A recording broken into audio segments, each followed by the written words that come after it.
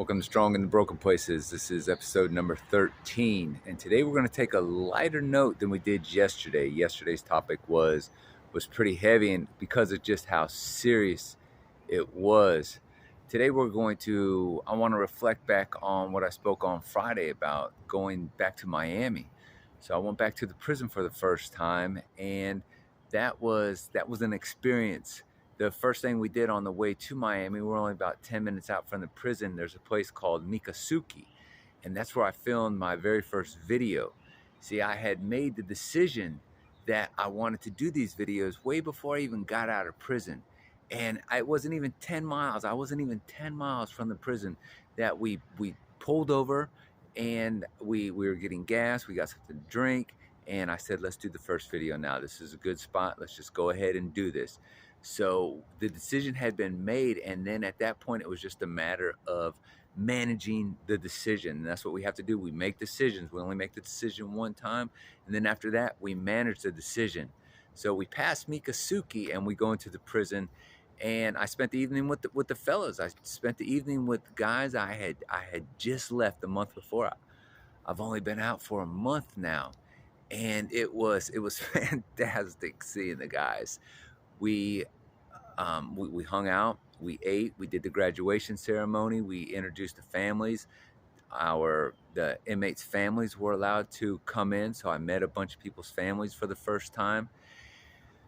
And this is what I would like to talk about today, and the power of the group. This is another reason why the group is so powerful, and it has to do with accountability.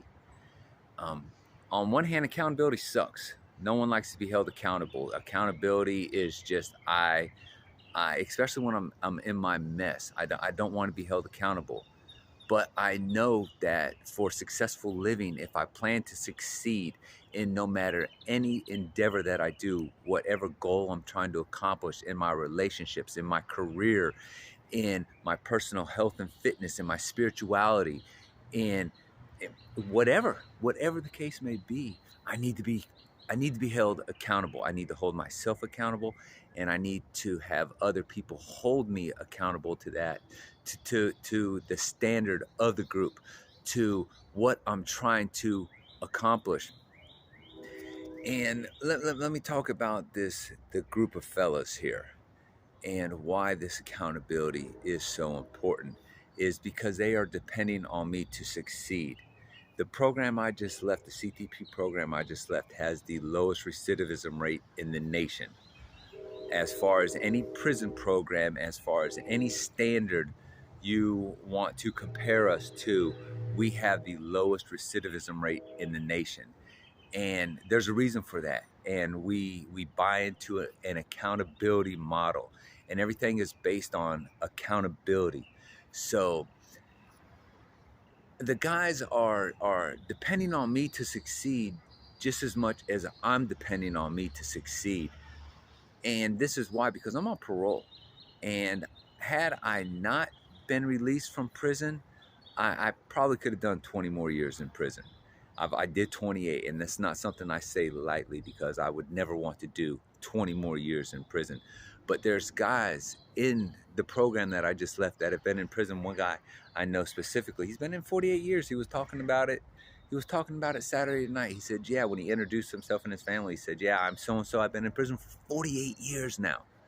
So with the 28 I did, plus the 20 more, that would have been 48 years. And I was thinking, man, had I not got out, I probably would have reached that, just because of the will to live that's in me, and the will to live that's in everybody. Because we made it to this point for a reason, because we have that spirit inside of us to live.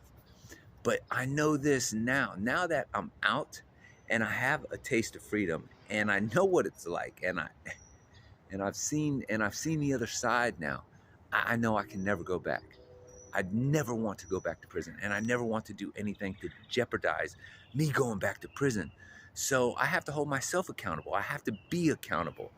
And this is another reason why I really like doing what I'm doing with you. This is another reason why I like this whole strong in the broken places, because in another aspect, there's many dynamics here, But in one of the dynamics is it's an accountability thing. I'm accountable to the message. I am the message that I'm putting forth in strong in the broken places. So I one thing I never want to be is a hypocrite.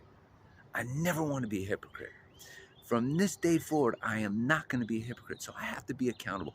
I have to be accountable to you. I have to be accountable to me, my family, the community. I just have to be held accountable. And that is an essential step to being strong in your broken place, to being strong in our broken places, to being strong in the broken place, is you got to be accountable to that which you are trying to accomplish. So again, it's all about that identifying. What is it that you want to accomplish? Where do you want to be strong in your broken place? Let's identify that. We're going to talk about that soon, identifying that specific need that you have.